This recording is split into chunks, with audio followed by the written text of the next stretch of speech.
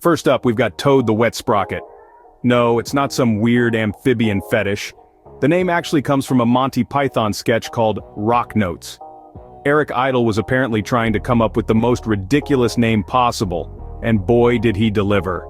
Next, let's talk about Pearl Jam. Before they were jamming out to Jeremy and Alive, Eddie Vedder and his crew went by the name Mookie Blaylock after the NBA player. But once they hit it big, Vedder claimed the name was a nod to his great-grandma Pearl's hallucinogenic jam. Nice try, Eddie.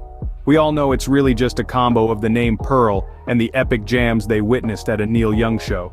Weezer's Rivers Cuomo got his band's name from a childhood nickname given to him by his dad, who apparently thought the character Weezer from The Little Rascals was the coolest kid on the block. Hey, if it's good enough for Rivers' old man, it's good enough for us. Stone Temple Pilots, or STP as the cool kids call them, got their name from the motor oil brand. Scott Weiland dug the logo, so they worked backwards to create a name that fit the letters. Genius, right?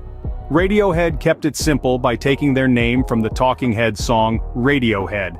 I mean, if you're gonna name your band after another band's tune, might as well choose the coolest, brainiest group of the 80s.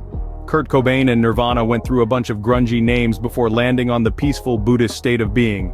Cobain wanted something beautiful or nice and pretty, instead of a mean, raunchy punk name. Who says punk rockers can't have a soft side? Goo Goo Dolls changed their name from the Sex Maggots because a club owner refused to put it on the marquee. Bassist Robbie Takach admits it's just folklore and that Goo Goo Dolls doesn't really mean anything, but sometimes you gotta roll with the punches and the weird names. Trent Reznor of Nine Inch Nails struggled to find a name that passed the 2-week test. He finally settled on Nyan because it looked great in print and could be abbreviated easily.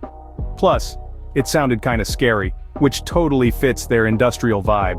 Limp Bizkit's Fred Durst doesn't give a damn if you think their name sucks. In fact, he says it's there to turn people's heads away. So if you're not down with the Bizkit, feel free to move along. They don't want you listening to their music anyway. From Oasis and Matchbox 20 to No Doubt and Foo Fighters, each band has their own unique story behind their name.